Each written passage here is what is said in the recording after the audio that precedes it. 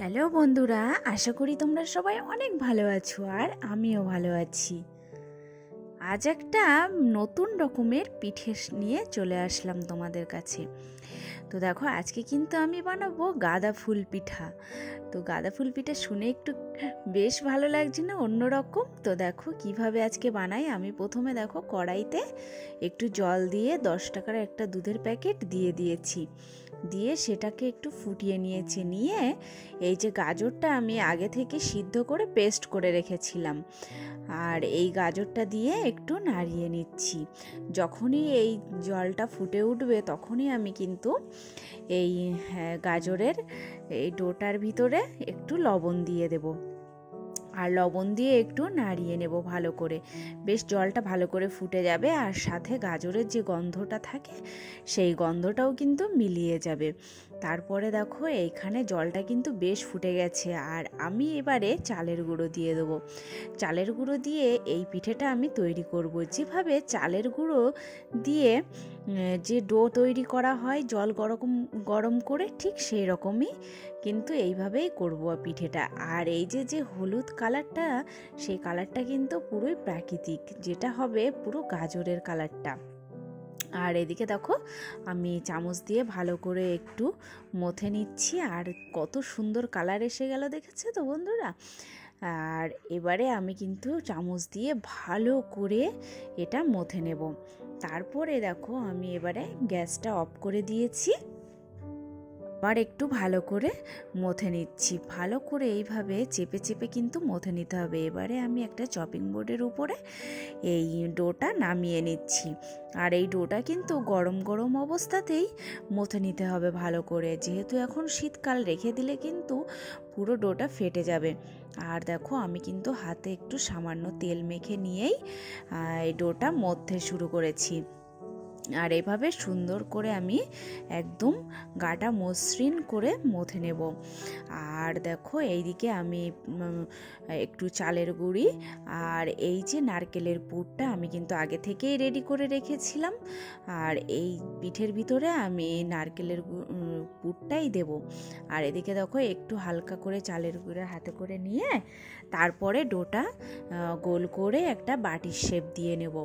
প্রথমে কিন্তু আমি এই ডোটা একদম গোল বলের মতো করব, আর গোল করার পরে তার ভিতরে কিন্তু আমি পুরটা দিয়ে দেব। দেখো তারপরে আমি আরও একটা করে নিলাম এইভাবে। মোটামুটি এইভাবে করে আমি সব কটা ডই গোলগুলো বলগুলো একটা একটা করে বাটি করে নিলাম। আর এদিকে দেখো আমি একটু, ও কিন্তু আমাকেও একটু দেখাচ্ছে।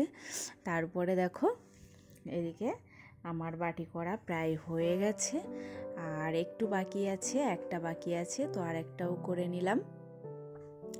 আর আমরা একটু গল্প করতে করতে পিঠে বানাচ্ছিলাম, আর ও কিন্তু ক্যামেরা ধরে আছে পিছনে। আর এদিকে দেখো বাটির ভিতরে আমি এবারে নারকেলের পুরটা দিয়ে দেব।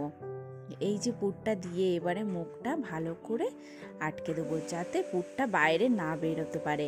আর অবশ্যই কিন্তু সাইডগুলো একটু মোটা রাখবে, মানে যখন ডোটা গোল গোল করে কাটবে তখন কিন্তু ডোটা যাতে একটু মোটা হয়। আর এই যে দেখো একটা শন নিয়ে আমি এবারে গাঁদা ফুলের শেপে কাটিং করব। দেখো এটা কিন্তু বেশ সুন্দর লাগবে। প্রথম থেকে তোমরা একটু দেখো আমি কিভাবে করছি। এরকম করে প্রথমে একটা লাইন ড্র করে নিতে হবে, তার উপর দিয়ে আবার একটা লাইন করতে হবে, আর এইভাবে করে করে দেখো আমার এই যে হয়ে গেল না পুরো গাঁদা ফুলের মতো পিঠেটা। তো এইভাবে করে আমি সব কটা পিঠে করে নেব আস্তে আস্তে। তো দেখো তারপরে আমি আরও একটা ডো নিলাম, নিয়ে আবার একটু করতে শুরু করলাম। আর এইভাবে দেখো আমার পিঠেগুলো সব রেডি হয়ে গেছে। তো আমি একটা একটা করে থালাতে সাজিয়ে নিচ্ছি। আর দেখো তো কত সুন্দর লাগছে বন্ধুরা। তোমরা কিন্তু অবশ্যই কমেন্ট করো যে কেমন হয়েছে আজকে পিঠেটা। আর এইদিকে আমি কিন্তু জল আগে থেকেই বসিয়ে দিয়েছি ভাপানোর জন্য, আর তার উপরে একটা এই যে এই গামলাটা বসিয়ে দিয়েছি, ছিদ্রওয়ালা গামলাগুলো। তারপরে আমি এবারে ঢাকা দিয়ে দেবো। মোটামুটি 5 মিনিট মতো থাকবে। 5 থেকে 7 মিনিট রাখলেই পিঠে কিন্তু রেডি হয়ে যাবে। আর দেখো এইদিকে বেশ সুন্দরভাবে আমার পিঠে ওটা হয়েও গেছে। আর আমি এবার গ্যাসটা অফ করে তোমাদেরকে দেখাচ্ছি। আর দেখো কালারটা কেমন এসেছে, একদম পুরো গাজরের কালার। এখানে কোনো আর্টিফিশিয়াল কালারের কোনোই দরকার নেই। তোমরা একটু যদি কষ্ট করতে পারো পিঠের কালার কিন্তু সুন্দর চলে আসবে। আর দেখো কত সফট হয়েছে, একদম সফটি নরম নরম পিঠে কিন্তু এখানে আমার তৈরি হয়ে গেছে। তো কেমন লাগলো আজকে বন্ধুরা আমার এই গাঁদা ফুল পিঠেটা? তোমরা কিন্তু অবশ্যই কমেন্ট করো, আর বাড়িতে তোমরাও একটু ট্রাই করো, ঠিক পারবে জানো তো। আর খেতেও দারুণ সুন্দর, গাজরের একটা হালকা ফ্লেভার থাকে, সাথে নারকেল চালের গুঁড়ো, দারুণ লাগে পিঠেটা।